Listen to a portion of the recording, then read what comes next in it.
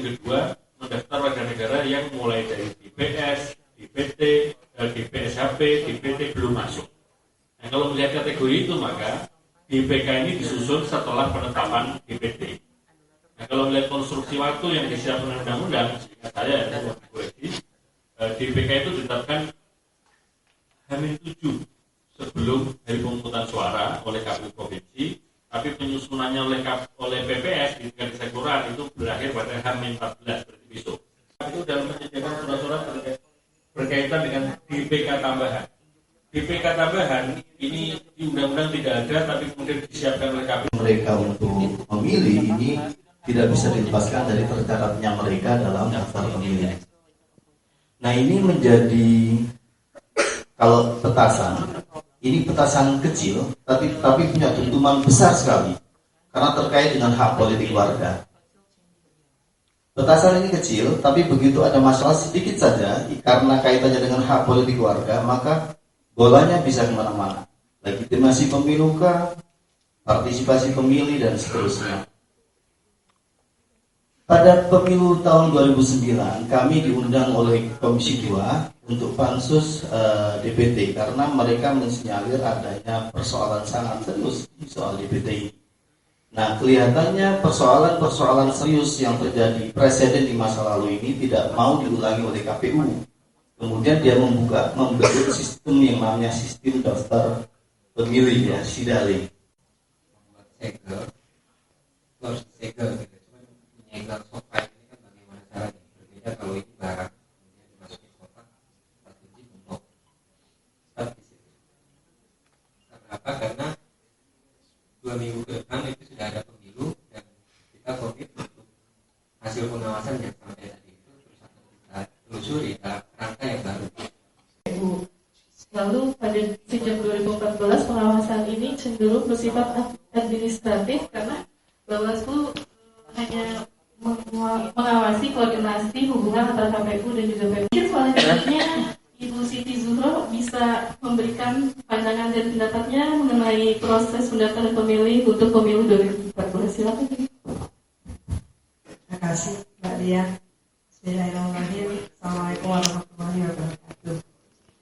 Bapak, Ibu, dan saudara sekalian, ini Mas Bawaslu, Mas Hafid, terus Mas Hasim, saya sengaja terakhir. Maka memang DPT ini akan menjadi semacam isu yang cukup sentral. Cuman masalahnya mengapa seperti ini? Apakah pemilu 2014 ini bisa mengakhiri permasalahan yang senantiasa muncul? Padahal pilkada kita itu sudah 1024 pilkada. Mestinya, gitu ya.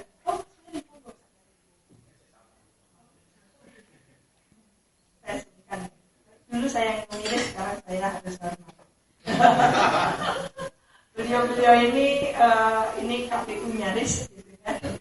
Di kami lulus, di sana tidak lulus, gitu kan. Jadi pejuang di luar KPU sekarang, ya, kita pejuang di luar KPU. Ya, selamat datang Mas Ferry. Maaf saya terlalu tadi itu mikir agak serius sedikit gitu, edok-edoknya. Dulu kan seperti itu. Bahkan pemilu kada pun seperti itu. Kita tahu bahwa kita itu terdaftar ada ya di TPS. Tapi kan sekarang tidak. Upaya itu kita coba buka, coba kita akses bahwa masyarakat yang well-informed lah terkait dengan soal daftar pemilih ini bisa diakses. Nah, upaya-upaya itu kita lakukan terus-menerus dengan berbagai mekanisme dan sistem yang kita punyai. Nah, ini yang saya yakin punya tantangan.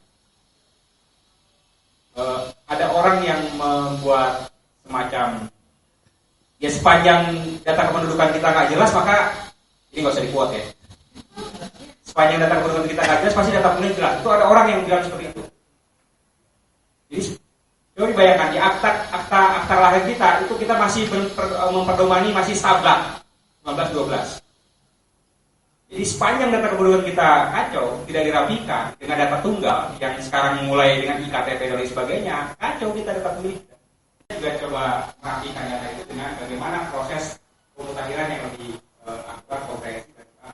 Ini yang banyak kita ikhtiar dengan banyak pagar ada aktivitas kita berikan kepada saksi, ada proses scan, ada hologram, ada macam-macam lah yang kita pagari ya, supaya tidak ada manipulasi data yang ada. Ini yang upaya-upaya terus kita lakukan kepada publik supaya kualitas hulu ini betul-betul baik sehingga hilirnya juga nanti baik.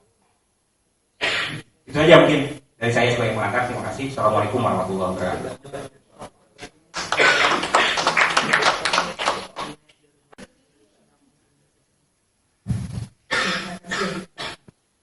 Jadi suara dari KPU tadi lantang sekali, cukup vokal. Kita mengapresiasi KPU yang kali ini bukan KPU dulu.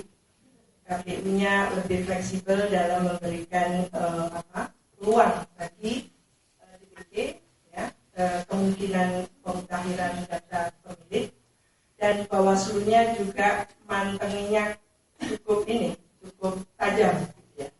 Menyorotnya cukup tajam, jadi tidak lagi sebagai Tom and Jerry, tapi profesional masing-masing penyelenggara dan pencegah atau pengawas mengikuti Kemeninfo. Kemeninfo itu punya dana untuk mensosialisasikan tentang pemilu hanya kepada pemilih pemula. Ini masalah lagi. Pemilih pemula, dan itu tidak menyapu 33%. Hanya mungkin sekitar 70%.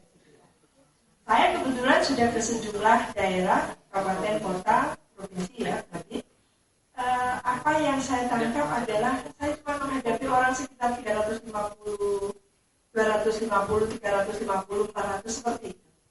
Untuk pemilu luar negeri memang belum banyak terekspos gitu ya. Di beberapa baik itu di ranah KPU, Bawaslu. Saya kira ini memang sangat kurang gitu. Kalau kita melihat dari DPT yang ada gitu, sekarang kalau nggak salah ini Pak, kalau saya nggak salah kutip, itu mengalami peningkatan sekitar 15.000 pemilih. Yang dulu itu ada 2.010.000 sekian, ya sekarang tambah 2.025.000 sekian. Kabar gitu.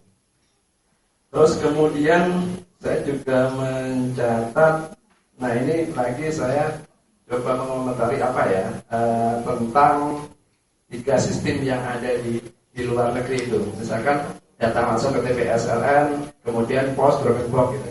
Nah saya kira ini juga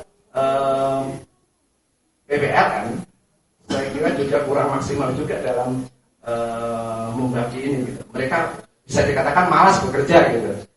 Saya punya catatan, misalkan di Johor Bahru, dari 327.000 pemilih DPD yang ada di sana, itu 10.000 itu ditargetkan memilih di TPS.